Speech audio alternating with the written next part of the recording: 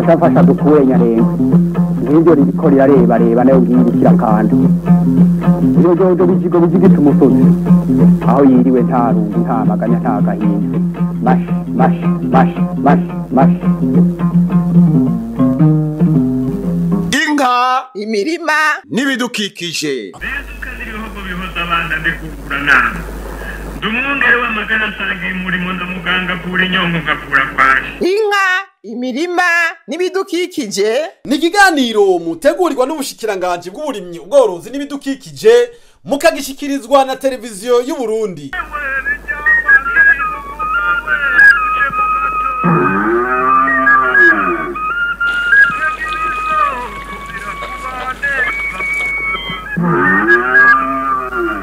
turime tworore kijambere Tubungabunga ibidukikije. Ivu, ibidukikije, amaboko y'abantu n'imbuto nivyo bintu vya mbere bituma igihugu gishobora gutera imbere mu bijanye n'uburimyi. Isi yacu mubona idufitiye akamaro kanini, nayikene bagenzi ko toyigirira neza mu kuyibungabungana n'ivyayo. Ibidukikije ni nkenerwa kandi ni ngombwa mu buzima bwa kiremwa muntu. Amazi afise akamaro gahambaye cyane mu buzima bwa kiremwa muntu kuko atamazi ariho ubuzima ntibushoboka. Arakenerwa n'umubiri w'ibiremwa mu kuyanwa, arakenerwa mu kuyakoresha ivyankenerwa, arakenerwa ku biterwa, arakenerwa kandi no ku isi kugira ubuzima bushoboke. Nico gituma amazi ari itunga rikeneye gukingirwa kandi rikeneye gukurikiranwa ku rwego rw'igihugu guhera ku muntu muto kugeza no ku muntu mukuru. Muri iki kiganiro turaza gusobanukirwa igikorwa c'amazi y'umusarara mu buzima bw'imiryango, uko amazi ya rusengo yiyegeranya n'ingene aboneka, hamwe n'icokorwa kugira ayo mazi abungabungwe. Reta y'u Burundi yihaye intumbero yuko amazi yose yo mu nzuzi zo muri iki gihugu yoba amazi y'umusarara. Christian mubona umuyobozi mukuru w'ibidukikije amazi n'isukurwa mu bushikiranganji bw'uburimyi ubworozi n'ibidukikije aratubwira bikorwa muri ico gisata kubw'iyo ntumbero. Ibikorwa tujejwe ni ibikorwa bijanye no gukingira ibidukikije kugira ngo dushobore gukingira amazi ariryo soko ry'ubuzima, kuko na ntaryo ibidukikije ntibishoboka amazi atayariho. Ibi bintu rero ni magiriranire, bisaba kubikurikirana no kubikingira byose muri rusangi, kandi bigasaba gukorwa n'abantu bose atanumwe avuyemo, kuko ubuzima bwo ngaha ku isi tubukeneye twese, tubukeneye uno munsi, tubukeneye ku bana bacu n'abuzukuru bacu. Ibikorwa dukora bijanye no gukingira amasoko, gukingira inzuzi n'ibiyaga. Ivyo bishoboka hakozwe ibikorwa bitari bike mu ntango. Cyane cyane aha ndavuga ibikorwa bijanye no gukinga inkukura. Amazi atemba ku misozi na amazi tuba dukeneye kugira ngo azoduhe amasoko. Iyo amaze gutemba ku misozi rero atubera intambamyi, ariko yategerezwa kuba umutahe. Muri iyo ntumbero ibikorwa ni ibikorwa bijanye no gukingira imisozi, muri mwe bita guca imikobeko, bigatuma amazi yotemba ku misozi aja mu kuzimu, mu nyuma akongera akaba amasoko meza.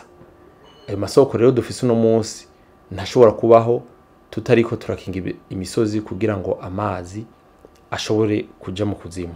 Mu ntumbero duhabwa na nyene icubahiro umukuru w'igihugu cacu General Major Evariste Ndayishimiye, adusaba yuko amazi y'inzuzi zose muri iki gihugu yoba amazi y'umusarara. Ico kintu rero ntidushobora kugishikako tudakingiye ya misozi, tudateye ibiti hahandi hose bikenewe, tudakingiye kandi n'inzuzi nyezina mu kuzirinda gusidagurika, ari byo bikorwa turiko turakora. Ivyo bikorwa rero muri iki gihugu biriko birakogwa, ariko impinga iracahari. Dukeneye kubandanya dushiramo inguvu kugira ngo igihugu cyose gishike ku rugero rwaho kizoba gikingiye amazi yose ari umusarara, kandi amasoko yose avamwo amazi n'amasoko yose yumye asubire kuronka amazi. Kuva kera na rindi abarundi bamye bifashisha amasoko y'amazi y'ababegereye. Ayo mazi akaba ariyo banwa, niyo batekesha, bakayakoresha n'utundi twankenegwa. None kubw'ayo masoko hoba hariko hakogwa iki ngo kugira amazi y'umusarara ashishikare kuboneka? Muri ivyo bikorwa tuba turiko turakora hariho no gukengira amasoko ku buryo bwa hafi. Ni ukuvuga gukingira amasoko kugira ngo ntiyononekare, kugira ngo amazi aba amazi meza ashobora gukoreshwa mu kuyanywa, kuyoga, kuyatekesha n'ibindi.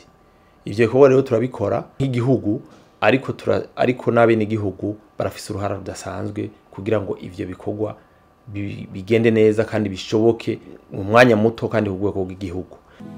Ayo mazi yo mu masoko abene gihugu bemeza ko abafasha mu bikorwa bitandukanye vya misi yose, bagashimira Reta ku bikorwa ikora mu kuyakingira no kuyabungabunga. Yaradufasha cyane, turayavoma, turayakoresha kukunywa, kukumesura. Urazi ko amazi yafasha byinshi, tuyakoresha ibintu bikomeye cyane gose aya mazi, kuko ni meza, yaratugirira neza. Kandi amazi twemera mu mazi yose naho batuzaniye ayo mabomba, mugabo aya mazi no turayemera cyane gusumbya nayo mabomba. Nk'abantu bakoresha ku mahoteli kenshi niyo usanga bariko baravoma, mbere n'abanyarumonge kare nibo baza kuyavoma, baza n'imiduga bagosanga basize ngaho bavomye mu madipe, bavomye mu bidumu bakayatwara. Rero ayo mazi yaradufasha gose, ayo mazi ni meza, turanayakunda, yaranaryoshe, yameze neza gose. Mbere abantu bayanyoye nuno musi naho babwira mu kigwati kunywa yibomba ntiyabubaka cyane. Leta n'ukuri turayishimira cyane, yarakoze, yaragize neza, yaradufashije. N'ubu mbere twasaba ko bodufasha Leta nk'aya mazi yamanuka yava mu ayo baza kuvomeza ibigazi, bakanayimura bakayakuraho, kuko ni yari kutwononera rusengo. Amazi ya rusengo adufitiye akamaro kenshi. Ni amazi meza, ni amazi ameze neza, ni amazi atagira ubucafu na bukeya, ni amazi atomoye. Turayanywa, turayatekesha, turayakoresha akamaro kariko kose, kandi aratumerera neza. Ni amazi aryoshe, ameze neza cyane. Ico akamaro kanini adufitiye. Ikintu twabonye nta bucafu burimwo, aratomoye. Ni amazi ameze neza cyane, kuko iyo tuyanyoye turabona yuko adufitiye akamaro. Atanazi Mpunzimana, umwigisha mushakashatsi muri kaminuza y'u Burundi, akorera mu gisata kiraba ivy'ubumenyi bw'isi n'ibiyiriko, ibidukikije n'abantu, akaba n'umuhinga mu bijanye n'ivyo gukinga amangenge n'isibe bifatiye kwihindagurika ry'ikirere, aratubwira uko ayo mazi ya rusengo aboneka. Aya mazi ya rusengo tyaronka ku mvura. Imvura iguye, amazi amwe aratemba ku musozi, ayandi mazi akanyengetera mw'isi, ayo mazi yanyengeteye mw'isi niyagera hasi agashika ahantu hari isi isa nk'igumye, hama akaba akiterekayo, akaba nk'itangi. Ico gihe ayo mazi yamaje gusika ahantu navuga yikusaniriza, ayo mazi niyo mu nyuma aza gusohoka aciriye muri twa dusoko, hamwe cubona havutse agasoko k'amazi. Mu gihe atavuse mu buryo naho nyene aba ariyo ajya amazi misanzwe, aba ari karava mu ico gihe navuga nti hariho nk'itangi itaboneka y'amazi iri munsi mu kuzimu, ariko nivo yayo ahagera hatumberanye n'ahantu hashaka kuba hari akantu katumye isi isa nk'igira agatoboro, umugaga, amazi agashaciramo. Ntuzobona yo hajya ku misozi hejuru ushaka kubona amazi akatemba amanuka, aho natemba yizanye. Ariko rusengo akenshi abantu bakoresha ubuhinga bakimba bagashikira ya amazi ahari, hama akaduga. Mumva ko ahava nyamukuru na amazi y'imvura. Amazi y'imvura amwe yatemvye ku isi, ayandi nayo akanyengetera mw'isi ariko agahurira hasi yose yikusaniza hasi ku rugero runaka. Mvuze hasi ni mu butaka, hariho amasoko, hariho amazi ashobora kwikusaniza hejuru gato n'ahandi yikusanya akaja munsi. Aho bica bivana navuga nibigize isi yaho hantu hagizwe n'ibisisi ikomakomeye, ico gihe ushobora gusanga amazi yaciye yiremarema hejuru. Mugabo mu gihe iyo si ari isi yoroshe cyane ashaka guma amanuka ugasanga ayo mazi yiremaremeye hariya hasi ku metero nyinshi. Amazi ya rusengo rero yamye akoreshwa n'abarundi bakoresheje uburyo kama mu kuyaronka. Kare aya mazi ubwakaye tugitangura kuyavoma, twayavomera hasi wasanga twasize nk'ubuntu bw'ubutiyo, tugaca tubucomekayo mu kuzimu bugaca buzananya amazi. Rero abantu babagira neza bamaze kuhashika bakaraba ayo mazi, batumye baturungikira abantu baza kuyadukorera baca bayakora neza nk'uko cyo tuyavoma tunezerewe. Ibi vyubatswe mu bihumbi 2000 ico gihe hari 80 na kandi 8 na 5 na 6 kara kantu gato hari hubatse mugabo yari rusengo za kera bavuga, hari hubatse akantu gato nyene kakarokosima nkajya bururukira karimo uwo muringoti, nayo ubundi urabona iterambere riguma rigwira. Ni kuvuga yuko ubu bagombye kwagura, ubundi kari gatoya, naho ubundi bari babikoze navyo nyene vyari byiza mugabo kari gatoya ikangana n'izo ngajumanukirako. Naho urabona baraguye. Bataratwubakira amazi twaronka amazi atameze neza, amazi batarayatwubakira ngo barabe amazi ameze neza, twanywa amazi mabi. Twarabona ko ari amazi mabi kuko araho twaje kuvoma tugahura amazi aratobece asa nabi. Ariko kuva aho twaravoma mu kantu bari baragize bari barimvye karimwe akantu k'akaringoti niko twavomamo. Mugabo hajya imvura iguye amazi yaratobeka tugahura ameze nabi. Ariko aho biyumviye kutwubakira rusengo ubu amazi ameze neza, amazi turabona ko amazi naho imvura igwa ntatobeka cyane nkuko yahora atobeka akira ako kanogo bari barimvye twavomamo, kubera amazi atari ameze neza. Inzoka zarimwo twaragenda kuvoma hajya witegereje neza mu mazi warasangamo ubuntu bw'ubuyoka buto kandi yanyoye umwana wahura amerewe nabi abana bakagwara. Ubu nta ngwara nimwe tubona yandurukako kuri ayo mazi yarusengo aho bayatwubakiye. None mu gisata kijejwe gukingira amasoko y'amazi bariko bakora gute kugira bene gihugu bashishikare kuronka amazi meza kandi y'umusarara? Bimaze kwibonekeza yuko hariho abantu banywa amazi mabi, kuvuga hajaho itegeko rigenga amazi 2012. Turavye nka turi muri commune ya Rumonge abantu benshi bavuga yuko banywa amazi mabi bakanagwara n'ingwara. Bashe rutangura kuzaturakingira amasoko y'amazi, kuvuga cyo no vuga mu zone pilote twarahereye ha mu Rumonge Sagusa no muri Gitega no muri Bururi no muri Mwaro twaragerageje gukingira amasoko y'amazi nkuko mubibona hajya, kandi umugambi urabandanya uburyo bubonetse twashaka gukwira igihugu cyose. Turagerageza gusigurira abene gihugu amategeko ajanye no gukwingira aya masoko y'amazi, hanyuma tukabagirisha amanama buri mwanya mu mwanya.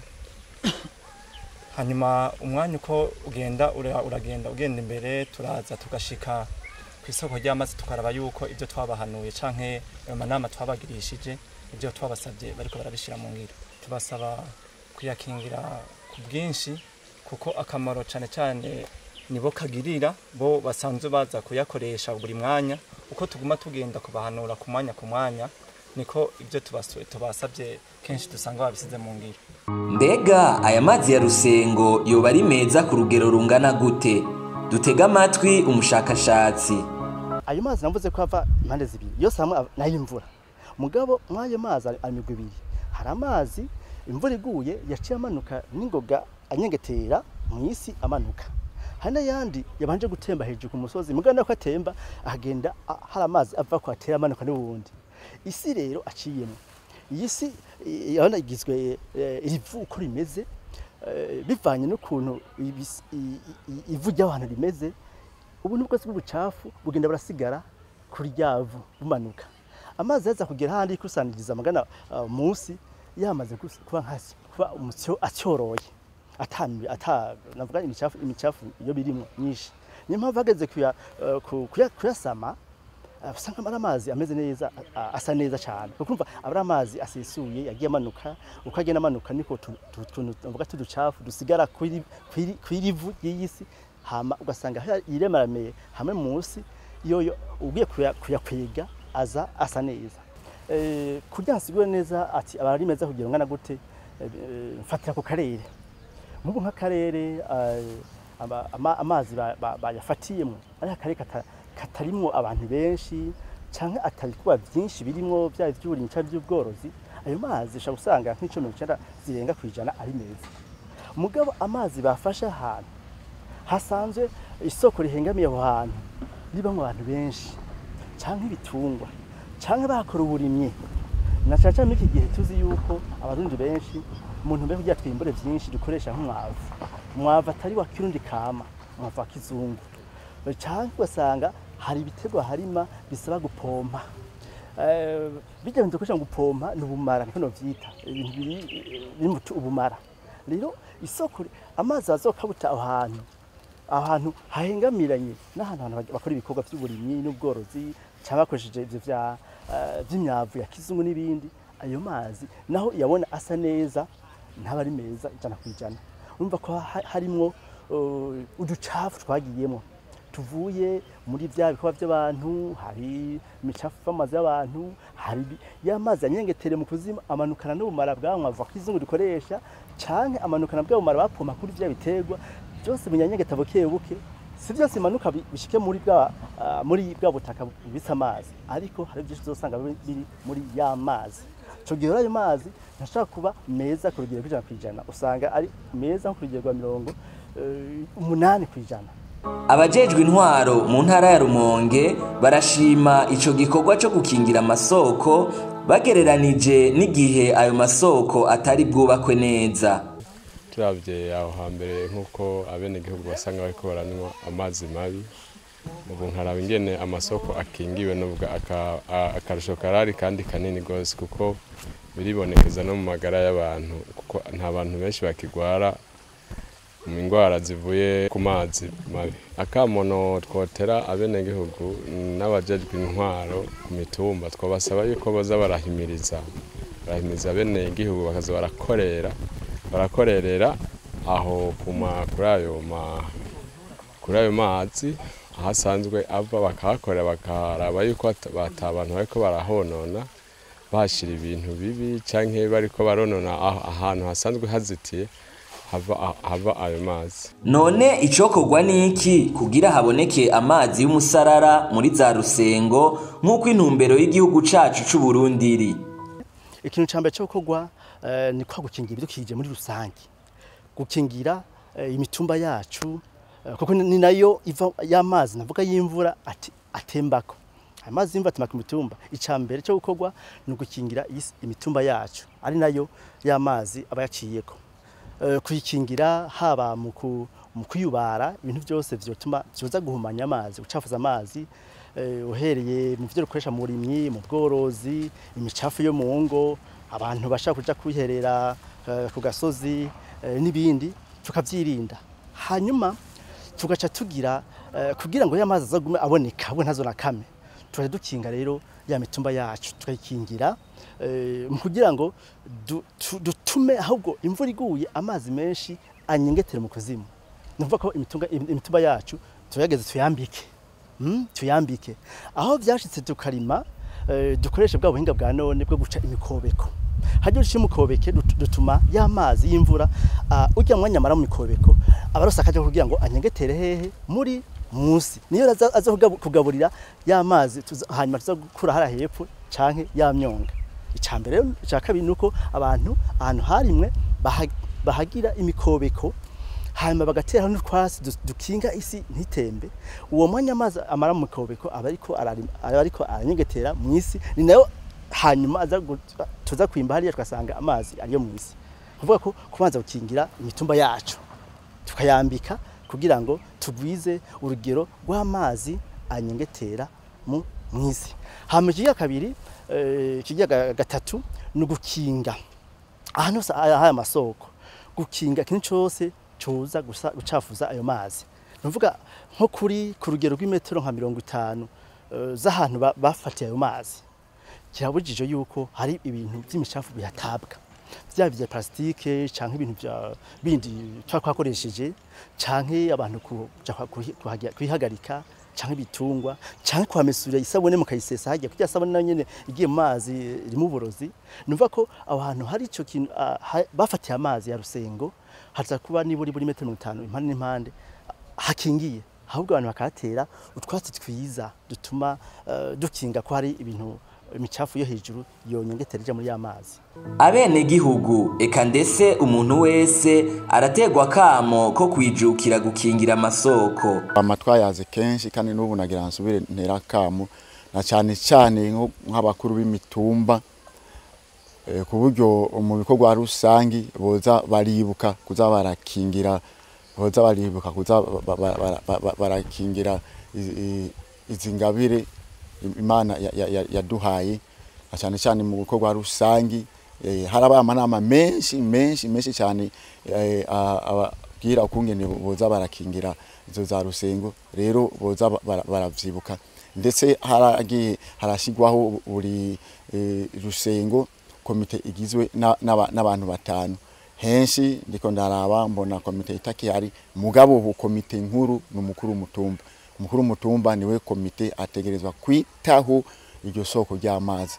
Aho hose hari amasoko akingiye, abene gihugu bayubahirize, abajejwe intwaro kuva hasi bayakurikirane, amazi areke gusesagurika kandi amazi areke kononekara. Aho naho tutarashika ngo amasoko akingirwe kuri ubu buryo tuvuze bwa hafi, turateye akamo naho nyene abene gihugu abajeje intwaro kuva ku rwego rwo hasi biteho gukingira ayo masoko, kuko n'umutahe w'iwabo, n'umutahe w'iwacu dusangiye, nitunga rusangi. Ntibarindire akimuhana kazi imvura ihise ngo amasoko ahave yononekara canke ngo ahave akama, kandi ariho bari kandi aribo nyene afitiye akamaro. Turateye kandi akamo ibikorwa bijanye no gukingira isi. Gukingira isi hakozwe ibikorwa byo guca imikobeko. Abene gihugu bavyijukire ku rwego rw'igihugu. Ivyo bikorwa bifise akamaro ntangere mu gushobora kugwiza umutahe w'amazi mu kuzimu. Uwo mutahe w'amazi ugwiriye mu kuzimu uduza amasoko, naho yoba yarakamye agasubira kuvyuka, gutyo abantu bakagira amazi, bakashobora kuyikenuza, bakashobora no kuyavomeza indimo, agashobora kubabera umutahe ukomeye, aho kuba intambamyi mu kuja gusenyagura inzuzi no gusenyagura inyubako nk'amabarabara n'amazu iyo ariko aratemba ku misozi. Amazi na cane cane amazi y'umusarara afise igikorwa ntasubirizwa mu buzima bwa muntu. Muze tuyabungabunge, tuyakingire mu kwirinda ibikorwa vyotuma ayo mazi atosekara. Ni igikorwa c'umwe wese, abene gihugu, abajejwe intwaro uhereye kuyo hasi, eka mbere n'abategetsi. Ashafasha dukure nyarenga ngiryo iriko reba nayo ngirikira kandi iyo jojo bijigo bijigita umusozi aho yiriwe nta rungu nta maganya nta gahinda mash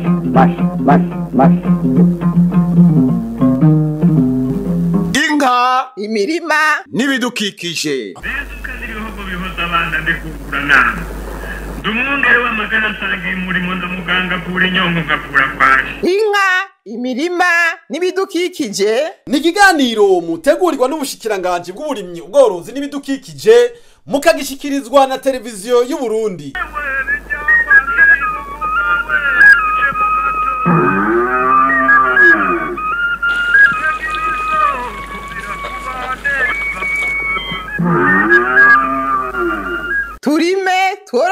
iterambere tubungabunga ibidukikije.